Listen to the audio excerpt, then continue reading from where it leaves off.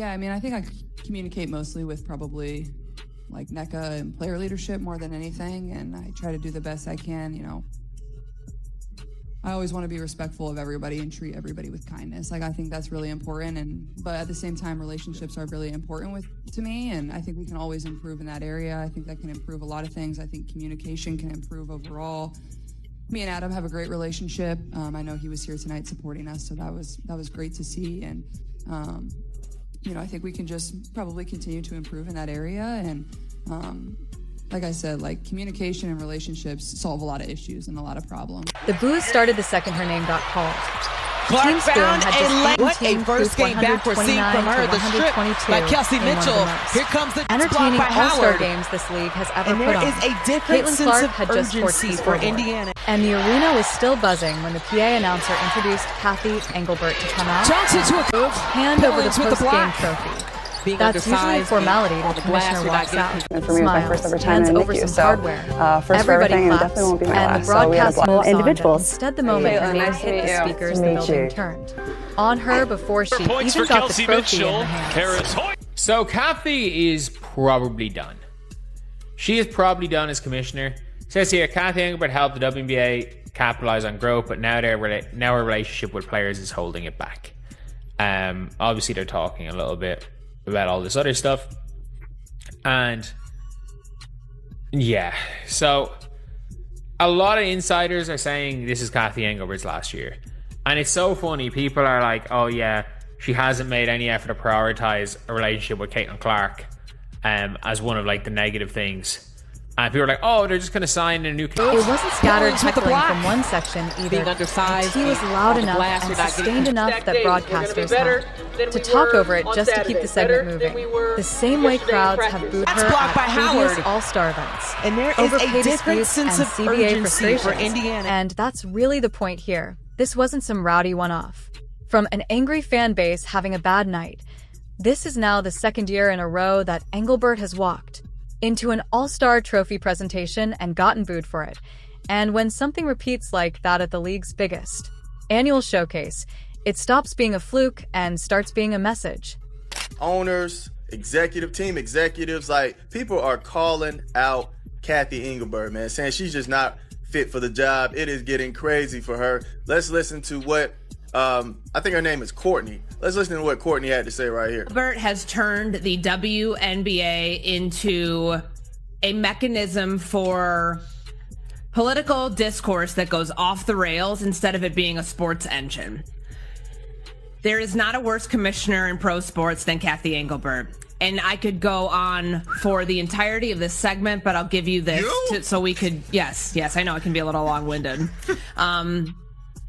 The Dan Patrick thing, canceling the interview, saying that her PR arm told her that it wasn't a good idea. Well, you are the commissioner of the league. You can decide to go on and face tough questions. If you want your league to be taken seriously, stand out in front of some of the discourse that's going on around your league. You've allowed Caitlin Clark to become hijacked in narratives that have nothing to do with basketball. What made it sting even more is the timing. This happened during a weekend where Engelbert was already fielding questions about whether she'd even be back for the 2027 season. And getting booed on stage in front of every camera in the building, right as that speculation was at its loudest, is about as bad a visual as a commissioner can get.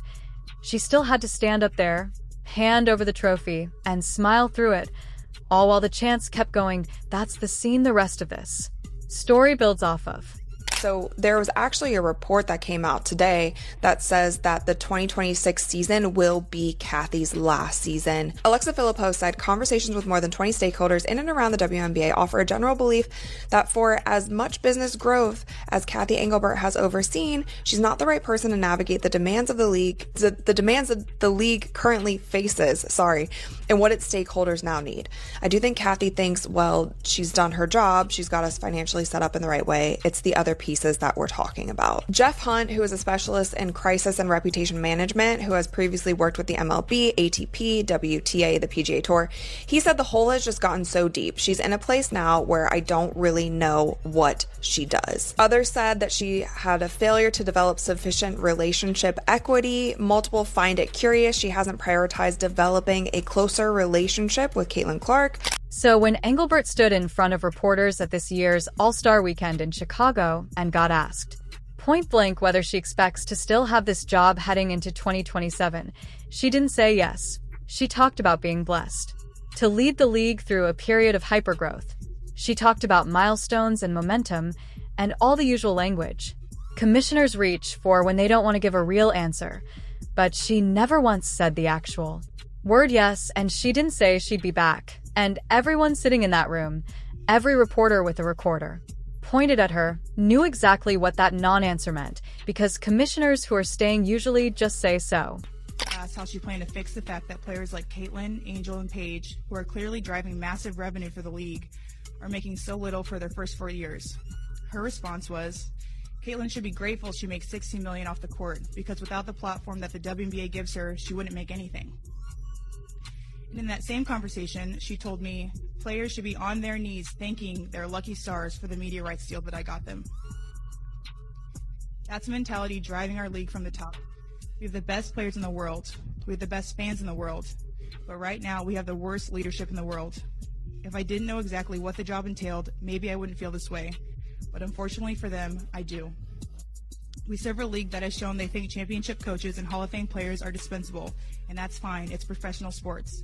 But I will not stand quietly by and allow different standards to be applied at the league level. Thank you. This story didn't start this month, and it's worth going back to understand why the boos at Barclays weren't some random crowd having a bad day.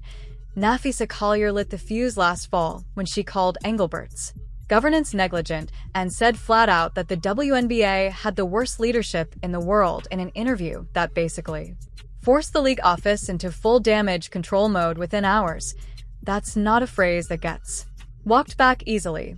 Once a player with Collier's resume and Collier's credibility inside locker rooms says something like that on camera, it doesn't just disappear into the news cycle. IT sits there, gets replayed, gets quoted back at Engelbert in every press conference that follows. Did you in fact say that, quote, players should be on their knees thanking their lucky stars for the rights deal that I got them? There's a lot of inaccuracy out there through social media and all this reporting. And so I think what's most helpful is to focus on, I have been in touch with Nafisa. We've exchanged texts. We're talking next week. So I think obviously a lot of reporting, a lot of inaccuracy about what I said or what I didn't say. And I will tell you, I highly respect the players.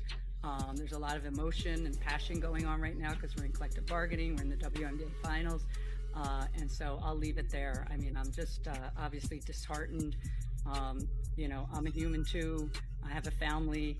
I have 2 kids who are devastated by these comments. And so all I'll say is just, you know, it's obviously been a tough week.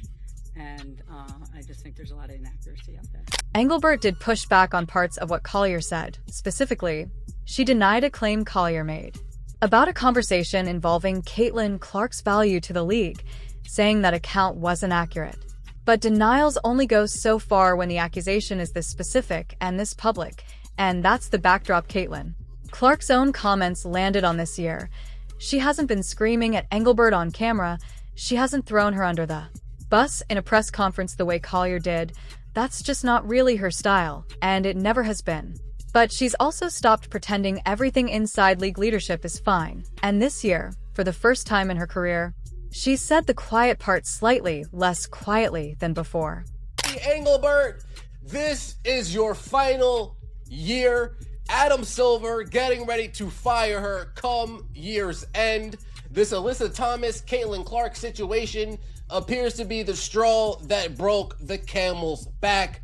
We are getting leaked information, and it's coincidence, right?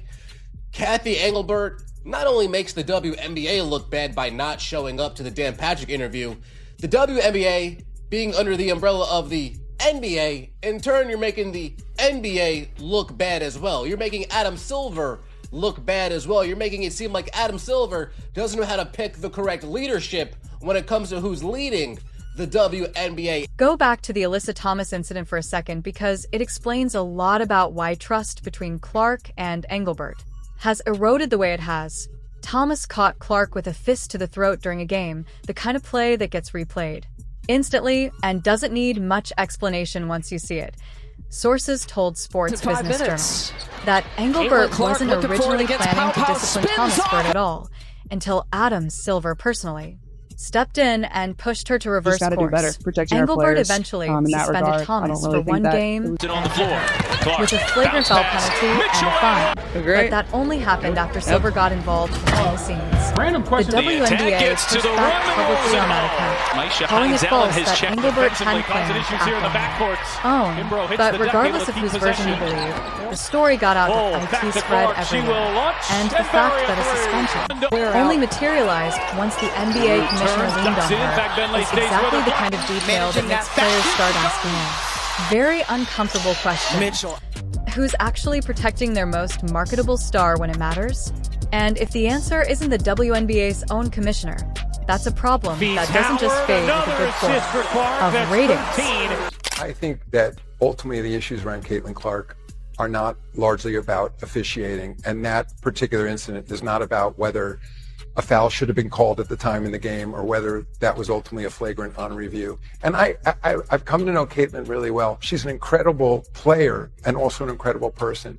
And she wants to focus on being the player she can.